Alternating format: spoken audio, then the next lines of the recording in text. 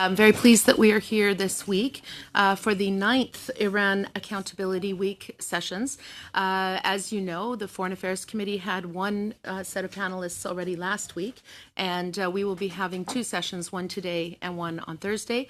This is a tradition in the Canadian Parliament that started 9 years ago, started in 2012, and it's an opportunity, especially this year, given that it's been 40 years since the Iranian Revolution, to hold the regime to account.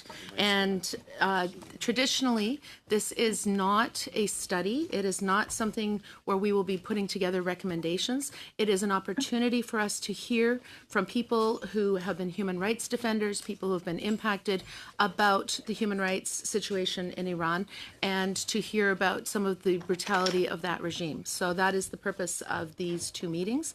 And today, we will have two witnesses. We will have four on Thursday. Today's witnesses include Nader Hashemi, who is coming to us by video conference. He is director of the Center for Middle East Studies and professor at the Joseph Corbel School of International Studies at the University of Denver. Welcome, Nader Hashemi. And we also will have, although she has been slightly delayed, we'll have Shaparak Shajarizadeh, who is an Iranian activist who was prosecuted for peacefully protesting Iran's compulsory hijab law. And she was profiled by the BBC's 100 Most Influential and Inspiring Women of the World. And she will be with us shortly.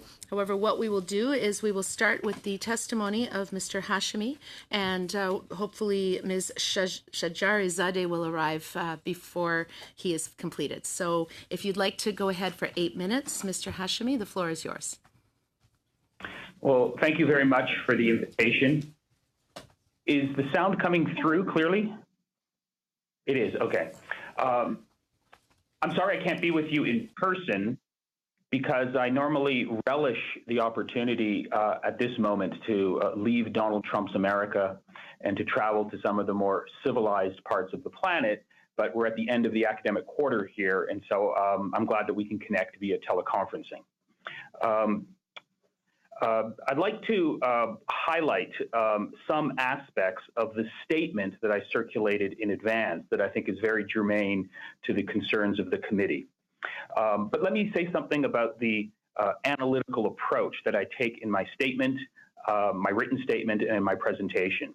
The analytical approach that I adopt is sort of a simple one, and it's an approach that I adopt to all human rights crises and all attempts to support human rights in other countries. And that's an approach that demands at the beginning that we be good listeners, that we don't presuppose to know what the best strategies are and what the best solutions are to support the work of human rights activists in other societies.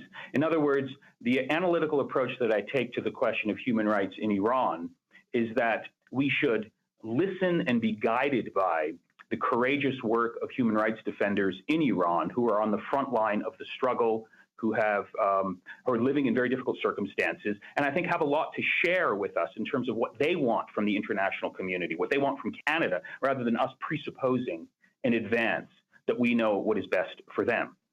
So I've studied actually quite closely the writings, the statements of many of these human rights defenders. I've interviewed some of them, and there is, I think, a broad consensus among many of these human rights defenders within Iran today in terms of what they want from the international community and Canada in particular. And I think these broad guidelines, or if you will, red lines, should be respected at a minimum. I think they should inform policy debate and deliberations in Canada with respect to the question of human rights.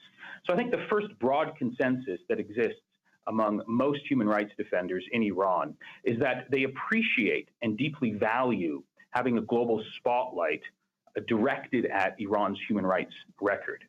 And they support the naming and the sanction, they support the naming, shaming, and sanctioning of individuals who are directly involved in human rights abuses. Now, I've heard recently that there's some debate in Canada criticizing the Canadian position for excessively focusing on human rights in Iran, but not on other countries in the region that have deplorable human rights records, in some cases worse than Iran. I think the response to that criticism is that Canada shouldn't roll back its criticism of Iran's human rights abuses, but it should actually elevate its criticism of other human rights abuses in other countries, many of which we have very close relations with. I think it would be a sad day, and human rights activists within Iran would be very disappointed if Canada withdrew its global spotlight on what's happening to them and to other human rights defenders in Iran today. The second broad point that I think most human rights defenders in Iran strongly support is widespread opposition and rejection to war, foreign-based regime change policies, and the military adventurism by the United States and its regional allies. In other words, a strong repudiation of the Trump-Bolton policy toward Iran, which seems that it's leading us to war today. The New York Times last night published a report that the United States is considering sending 120,000 troops to the Persian Gulf region. There's increasing hostility and rhetoric on both sides. There's been the recent sabotaging of commercial ships in the Gulf region. Iran has threatened to restart its uranium production if it doesn't get sanction relief from Europe. Europe has rejected that ultimatum. It looks like that we are witnessing the slow and steady spiral to another war in the Middle East with echoes from 2003. This clearly, I think, would be a calamity for human rights, not just in Iran, but throughout the broader Middle East. Human rights activists, I think, in Iran strongly and overwhelmingly oppose these political trends and recoil in horror at the prospects of another confrontation or a possible U.S.-Iran war. The third point that I think represents a broad consensus among human rights defenders is opposition to broad-based economic sanctions that affect the average Iranian citizen. Targeted sanctions that are directed at abusers of human rights and high regime officials with blood on their hands, I think, are generally welcomed by Iranian human rights defenders. With respect to sanctions, as a result of Trump's new hawkish policy, the effects on Iran's economy are predictable and they are catastrophic. Rising inflation, rising unemployment, a lot of deep despair. The IMF is predicting that Iran's economy next year will contract by 6%. These sanctions are driving millions of Iranian citizens into poverty and have significantly impacted the average person's access to medicine and healthcare. And let's be clear, it's the average Iranian citizen, not the Islamic Revolutionary Guard Corps, that have been most directly affected by these new U.S. sanctions. The focus and activity in Iran today among, for example, Iran's sizable youth population who yearn for political change is not on mobilizing to resist the policies of the Islamic Republic of Iran, but rather as a result of these new economic sanctions, the focus is on survival, economic survival, and if possible, immigration.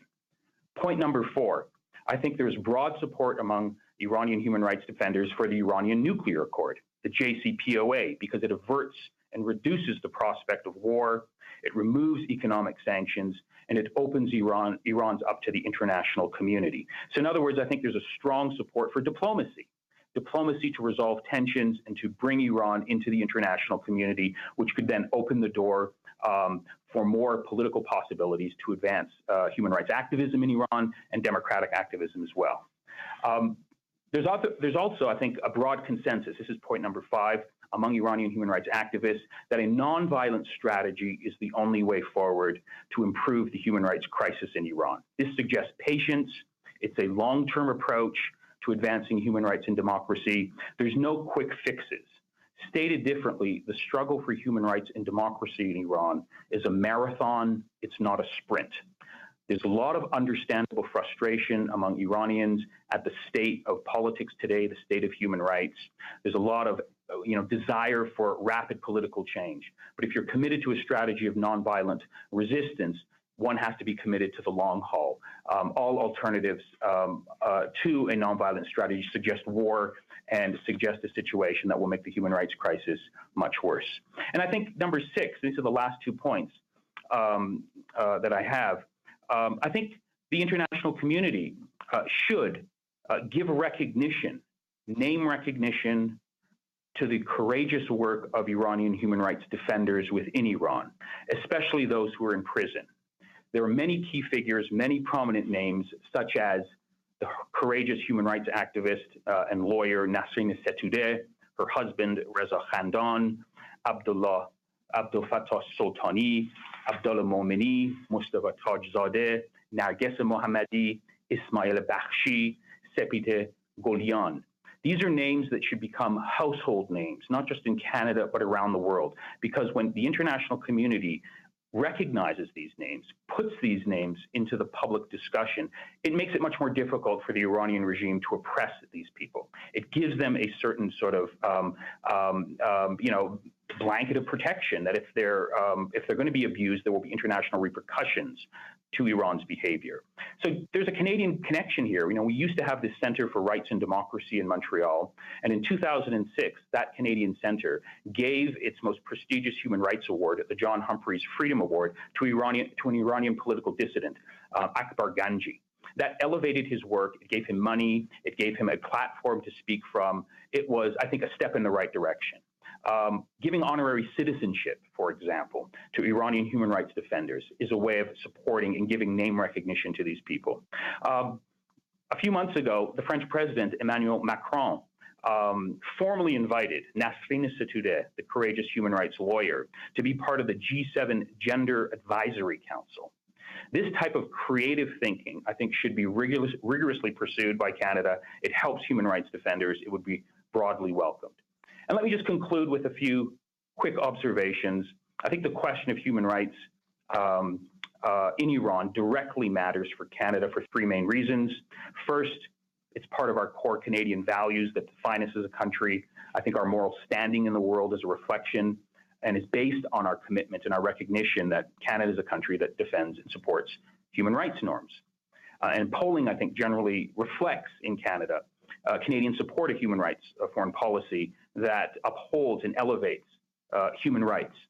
Secondly, Canada has a stake in the human rights crisis in Iran today.